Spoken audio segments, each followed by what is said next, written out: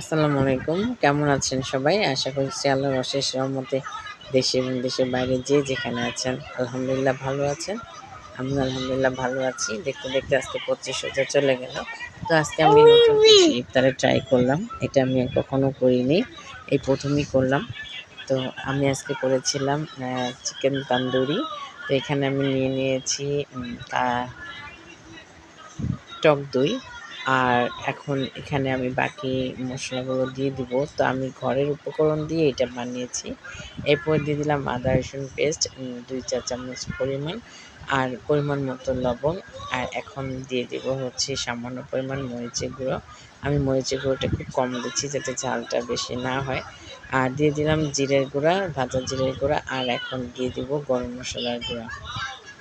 আমি এখানে টমেটো সসও দিয়েছিলাম আর হচ্ছে আ সরিষার তেল দিয়েছিলাম, কিন্তু সেটা আমি ভিডিওতে তুলতে পারিনি। তো এটা আমি বলে দিলাম। আর এখানে দিলাম এখন লেবুর রস, ১ টেবিল চামচ পরিমাণ লেবুর রস দিলাম। এখন মসলাটা ভালোমতো আমি মেখে নিয়েছি। আর এখন আমি দিয়ে দেব মাংসগুলো। আর আমি এখানে নিয়েছিলাম লেগ পিস। লেগ পিসটা আমি খুব ভালোমতো আ কেটে নিয়েছি যাতে পুরোটার মধ্যে মসলাটা ঢোকে।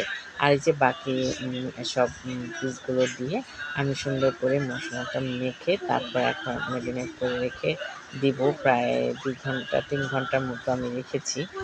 ৩ ঘন্টার মতো রেখে দিয়েছি। এটা আমি সুন্দর করে ঢেকে রেখে দিব। রেখে দিব, তারপর আমি এটা ভেজে নেব। তো সব মসলা-টসলা মাখা শেষে আমি এটা এখন রেখে দিচ্ছি। তো এই যে এখন আমি আবার এটা বের করে নিলাম। এখন আমি এটা ভাজবো। তো ছোট, ছোট পিসগুলো আগে আমি এখানে দিয়ে দিচ্ছি। তেলের মধ্যে আমি একটা প্যানে সামান্য পরিমাণ তেল দিয়েছি। সামান্য পরিমাণ বলতে গেলে ১ টেবিল চামচ পরিমাণ তেল দিয়েছি এবং চুলার আঁচটা খুব কমিয়ে নিয়েছি। অল্প আঁচে আমি এই মাংসগুলো ভেজে নেব। তো জানি না কেমন হবে, খুব ভয় পাচ্ছিলাম যে কেমন না কেমন হয়। কিন্তু না, আলহামদুলিল্লাহ ভালোই হয়েছে। আমি এখন এই মাংসগুলো ছোট, ছোট আস্তে অল্প আঁচে ভেজে নিচ্ছি। এরপর এই পিসটা শুধু একা দিয়ে আমি খুব সুন্দর মতো ভেজে নিচ্ছি। এটার সাথে খাওয়ার জন্য আমি তন্দুর রুটি বানিয়েছি ঘরে। তো ওইটাও আমি খুব এবারই ১ম বানালাম। তো ওখানে আমি দিয়েছিলাম আ টক ইয়ে শুধু ইস্ট দিয়ে করে রেখেছিলাম।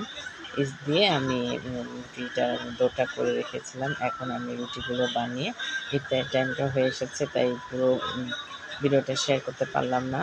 তো এখন আমি রুটিগুলো বানিয়ে তাড়াতাড়ি করে ভেজে নিব। তো এখন আমি রান্নাঘরে দাঁড়িয়ে সুন্দর করে রুটিগুলো ভেজে বানিয়ে নিচ্ছি। বানিয়ে নিয়ে এখন আমি এখানে আটা দিয়ে তারপর আমি রুটিগুলো গোল, গোল করে বেলে নিব। এই যে আমি রুটিটা দিয়ে দিয়েছি। আর এটা এখন এটাও অল্প আঁচে ভাজছি। খুব সুন্দর তুলতুলে নরম হয়েছিল এবং প্রত্যেকটা রুটিই আমার ফুলেছিল। আমি ৬ টা রুটি বানিয়েছিলাম।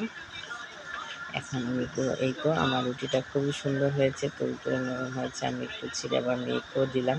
তো এই ১ম করেছি, আলহামদুলিল্লাহ আমার কাছে খুব ভালো লেগেছে। আপনাদের কাছে ভিডিওটি কেমন লাগে অবশ্যই জানাবেন।